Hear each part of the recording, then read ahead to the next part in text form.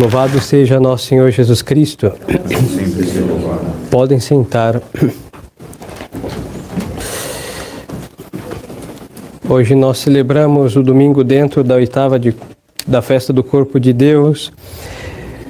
E hoje é o segundo domingo depois de Pentecostes e a comemoração de São Norberto, que foi um bispo fundador dos Premonstratenses e um defensor do Santíssimo Sacramento. E por providência de Deus, sua festa hoje coincide também dentro dessa oitava. Nós acabamos de ouvir o Santo Evangelho, em que Nosso Senhor convida algumas pessoas para uma cena. Ele é esse pai de família do Evangelho. E alguns deles se deram por desculpados. Um comprou um campo, o outro comprou bois e o outro se casou. E essas três classes disseram e usaram essas palavras: me dê por desculpado, por excusado que não vou.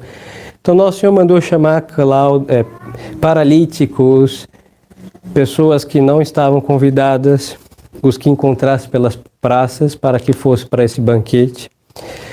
E Nosso Senhor disse: os que foram convidados e não vieram, não provarão da minha mesa. Isso é muito interessante, porque Nosso Senhor, estes paralíticos somos nós, esses que estão aí convidados, porque aquelas primeiras classes de pessoas, primeiro foi o povo judeu, foi convidado por Nosso Senhor e o deixou. Bom, eles nunca vão provar do que Deus preparou para eles e eles recusaram. Vão chegar e vão comer as migalhas que restarem, depois que nós nos alimentamos e vamos, no final dos tempos, deixar o pouco para eles. Mas, dentre esses paralíticos e toda essa gente encontrada pela praça, que somos nós, então vamos considerar, porque há um grande pecado nosso, porque Nosso Senhor nos chamou para uma festa que em realidade é no reino dos céus, mas já começa nesta terra, e este alimento que ele veio dar não é um boi que ele matou, não, é ele mesmo imolado que se deu por nós, e nós que éramos aí mendigos, errantes, perecendo de fome e maltratados pelo diabo, pelo mundo, por todos, ele nos trouxe, nos lavou, nos vestiu, aí nós temos o nosso batismo. Deus Nosso Senhor realmente nos pegou em filho de Adão e Eva, nascido, saiu aí desde a concepção, salvo Nossa Senhora. Desde a concepção já somos leprosos e imundos, hein? Mendigos, tudo de ruim somos nós. Depois de nascidos, Nosso Senhor nos lava e nos veste, é o batismo. E aí nós somos não só aquele que foi convidado para a sua festa, mas ele nos faz ser adotados para a sua família. Por isso vamos comer da sua mesa, não como um convidado, mas como um convidado adotado. Vai nos colocar em sua casa, vai nos vestir com a veste da graça, hein? Tirando todas as imundícias do pecado original causadas por ele, e vamos estar aí vivendo da sua vida, tendo o seu nome, comendo da sua casa, comendo dele mesmo, que é o seu alimento. Agora, há um grave problema, porque nós que somos adotados, fomos vestidos, fomos lavados, fomos bem cuidados por Deus, nós vamos usar a mesa de Deus para se levantar contra Deus. E nós vamos usar a filiação nossa a Deus Nosso Senhor para nos tornarmos seus filhos adotivos, mas os seus inimigos. E aí nós vamos ver que essas almas que foram chamadas ao último momento aceitaram e têm o mérito da aceitação, e tem as graças anexas a esta aceitação, eles vão fazer o quê? O caminho da redenção, para eles se tornarem um caminho de perdição. Eles vão fazer uma proeza singular, que é se perder no caminho da redenção. E este é o nosso pecado, hein? Porque assim é fácil falar do judeu, que é o deicídio. É fácil falar do pecado dos idólatras, não, com seus deuses falsos, inúmeros e etc.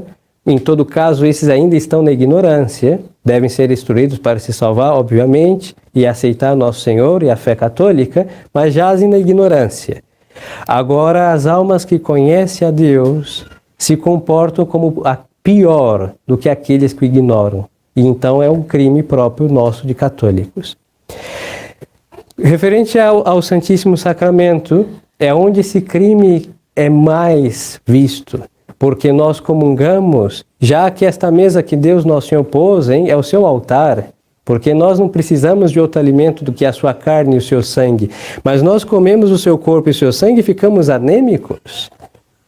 Aí vamos falar assim, mas não, é nosso Senhor que não tem força para nos dar da sua vitalidade? Pelo amor de Deus, seria blasfemo só o pensar, porque é o corpo de Cristo e Ele disse que Ele ia dar quem comesse do seu corpo e do seu sangue ia viver da sua vida. Assim que não é um pão simbólico, não é um pão significativo, é pura realidade, nós comemos e nós bebemos o sangue de nosso Senhor, como se aos pés da cruz alguém tivesse a devota atitude de colocar as bocas nas chagas de Cristo para não deixar aquele sangue cair por terra. É a mesma coisa. Nós somos essas bocas em que das veias de Cristo conecta a nossa alma ao seu sangue, quente, saído do seu corpo vivo, judiado, imolado, mas vivo. E como pode ser que nós padeçamos esta anemia? Então vamos considerar esta enfermidade, vamos considerar porque aqui é um pecado muito grave, mais do que se preocupar com os judeus, que já tem a sentença de Deus, pagãos, idólatras, etc. Nós temos que nos preocupar porque fomos chamados à última hora. Deus nos deu graças imensas e as graças que Deus nos dá, nós as transformamos em desgraças. É a epístola da festa de Corpus Christi. São Paulo dizia que quem comer deste corpo e beber deste sangue indignamente terá o quê? Réu, tornará réu culpado fazendo aquele sacramento de redenção um sacramento para a sua condenação. Então, como pode passar isso? Nós comemos o corpo de Cristo e junto com o corpo de Cristo, antes de manducar esta carne, esse sangue que recebemos pelas sagradas espécies, nós temos um processo por disposição de Cristo, nosso Senhor, que precede, que é a fé. A fé faz o nosso organismo, a nossa alma, ser digerida, ou possível, agradável a Cristo. Então, quem comunga com a fé verdadeira, comunga validamente, hein? Estou falando de ficar aí mariposeando por qualquer lugar e achando que está comungando. Não, comunga de verdade. Mas aquela comunhão verdadeira, ela tem que estar com esta fé verdadeira. O primeiro princípio de anemia para quem comunga muito e não progride, não progressa na sua fé, é o seguinte, é um defeito de fé. Não estou dizendo que nós duvidemos das verdades do Evangelho. Graças a Deus, não. Mas nós não vivemos essas verdades. Porque uma coisa é crer e outra coisa é viver segundo o que nós cremos. Se nós não vivemos segundo o que nós cremos e nós comungamos, nós já colocamos um obstáculo para que Cristo, nosso Senhor, não faça o que Ele quer fazer nesta recepção, na sua vinda às nossas almas. Porque Ele vem para nossas almas dar a sua vida para que nós vivamos o que Ele nos ensinou. Seria uma incoerência e outra blasfêmia pensar que Deus vai nos dar vida em abundância para que nós vivamos nossa vidinha, que é justamente contra Cristo, que é uma vida segundo o pecado. Não, para isso Ele veio dar a morte. Por isso nós vamos ao confessionário. No confessionário nós temos uma sentença capital contra todos os nossos pecados. A absolvição destrói este estado de inimizade com Deus. Então Deus dá uma sentença ali, é a guilhotina de todo o pecado mortal. E Ele ressuscita aquela alma com a sua graça. E a partir de então, estando na sua graça, pode comer do seu corpo, beber do seu sangue, mas não é para fazer o que nós queremos fazer. Porque se nós fizermos o que nós queremos, nós vamos de novo para lá. Precisamos de outra decapitação, porque vivemos como inimigo de Deus. Mas aquele corpo, aquele sangue nos é dado para que nós vivamos a vida segundo o que nosso Senhor colocou no seu Evangelho, segundo o que nosso Senhor ensinou na sua igreja. E se nós não fizermos isso, aí vai ser aquelas inúmeras comunhões, inúmeras confissões, passam-se 10 anos, 20, 30 ou 40, e nós estamos no mesmo estado.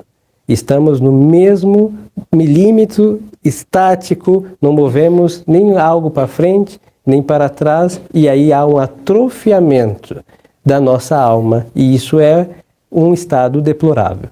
Aí quando vem a apostasia, essa alma é varrida pela apostasia, porque é uma folha que vai ser posta ao bel prazer dos ventos deste mundo, nunca soprará para o céu. É incrível o vento do mundo, mas soprará de erro traz erro, de iniquidade traz iniquidade, de mazela traz mazela, e nunca para o bem, nunca para Deus. E assim é o estado de toda a cristandade.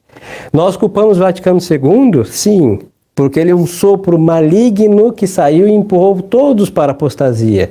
Mas as almas que foram empurradas, ou pela ignorância, culpável, ou pela malícia, indesculpável, foram porque estavam em estado de entorpecimento da sua alma, não viviam a vida de Cristo. Quando se vive a vida de Cristo, se ouve a voz de Cristo. Quando se ouve a voz de Cristo, se faz o que Cristo manda. E quando se faz o que Cristo manda, jamais se levantará contra Cristo, porque Nosso Senhor não desperta soldados para levantar contra a Ele mesmo. Seria um absurdo pensá-lo, afirmá-lo mais ainda, e o conceber também é absurdo. E aí nós vamos entender, então, toda a apostasia, quer passada, quer presente, é porque houveram muitos comungantes, mas poucos que viveram a vida de Nosso Senhor Jesus Cristo.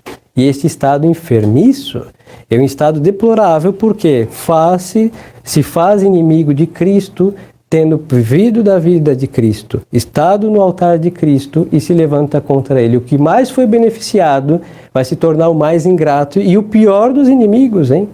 O demônio nunca comungou, nunca, jamais o fará. O demônio nunca teve as graças que nós tivemos, hein? E nunca terá. E ele não é tão terrível como o apóstata. E eu me atrevo a dizer, como a alma tíbia. A alma que não quer avançar, porque faz tudo para ser empurrado para o céu, mas ela freia com a má vontade e muitas vezes também com a sua ignorância da fé, ela freia o ímpeto de Deus. E isso é uma coisa grave. E isso é assustador, e por isso Deus Nosso Senhor, na disposição da Santa Igreja, deixou esta festa do Santíssimo Sacramento, hein? Para que nós tenhamos presente que é Ele que nos leva até Deus. E a nossa alma está destinada para o Santíssimo Sacramento, porque o céu é comungar sempre, sem jamais se separar de Nosso Senhor. E nós precisamos de viver a vida de Cristo para chegar lá, mas ouvir a voz de Cristo para obedecer, e aí nós nos tornamos realmente um cristão, que é ser outro Cristo. Então peçamos, queridas almas, a Deus essa graça. E eu repito aqui, não é uma questão de muitas comunhões ou poucas comunhões, hein? Porque muitas já se fizeram ou se farão, mas se não forem motivadas pelo fim, que é ser um cristão de verdade, muitas comunhões serão de pouca monta, de pouca valia. Agora, uma comunhão feita com esta intenção de querer ser de fato todo de Nosso Senhor, pensar como Nosso Senhor, fazer o que Nosso Senhor quer que seja feito e viver da sua vida, aí esta vai ser a comunhão. Esta foi a comunhão, lhes dou um exemplo, sempre repito no mesmo, mas existem muitos outros. De Santa Maria Egipsíaca, perdão a palavra, de uma prostituta, a uma peregrinação que ela foi para trabalhar, se depara com a Santa Cruz. Nossa Senhora permite que ela tenha acesso, beija a relíquia, ela vai se confessar, vai para o deserto, depois de 40 anos vai ser a sua segunda comunhão. E no ano seguinte, o santo que visitava falou, eu volto ano que vem. Mas, bom, ele chegou tarde e foi a única comunhão, a primeira ou a segunda, que fez ela virar o que ela virou, uma santa. Porque quando ela comungou de Madalena, pecadora, ela virou uma Santa Madalena, Maria Egipsíaca, porque ela comeu Nosso Senhor, bebeu o seu sangue todinho, e ela virou o quê? Nosso Senhor Jesus Cristo. Penitente, mas virou. E foi a comunhão que a transformou de devassa numa santaça, imensa santa, que nos dá a lição, porque nós não temos comunhões diárias, porque nós não merecemos castigo de Deus, porque quando tiveram, maltrataram. E então Deus se colocou um pouquinho mais distante. Mas assim, a graça dele não falta para quem o busca. E quem o buscar como Santa Maria Egipsíaca encontrará os mesmos efeitos, porque a onipotência de Deus não eclipsou com a crise da igreja, hein? Eclipsaram-se os meios de chegar a Nosso Senhor, sim, mas Ele está para aqueles que o procurarem. Então peçamos, porque esta é a disposição de alma necessária para fazer algum bem para nossas almas e fazer um bem para a Santa Igreja, hein? Porque hoje comungantes tem por toda parte, hein? Hoje talvez, ou terão tanta gente por todos os lados. Agora, quando vier o juízo de Deus, quantos dos comungantes ouvirão: vinde benditos, apoderar-se do reino preparado à direita?